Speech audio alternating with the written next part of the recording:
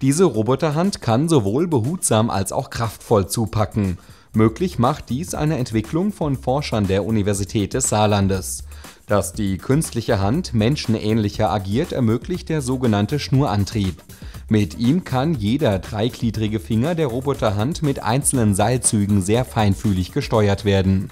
Das Besondere: Die enorm belastbaren Polymerschnüre werden verdrillt von Miniaturelektromotoren, die im Unterarm versteckt sind. Dies erzeugt sehr hohe Zugkräfte, im Unterschied zu früheren Ansätzen, bei denen Schnüre auf einer Spule aufgerollt wurden, sind die verdrillten Kordeln zudem wesentlich platzsparender.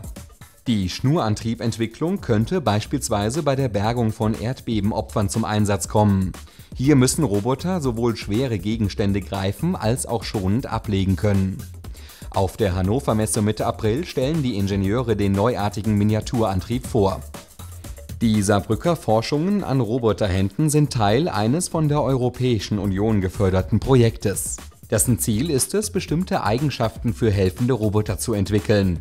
Eingesetzt werden diese außer im Rettungsdienst etwa im Operationssaal oder im Haushalt. So stammt in diesem Fall der Schnurantrieb aus Saarbrücken. Die Hand entwickelte ein Forscherteam der Universität Bologna.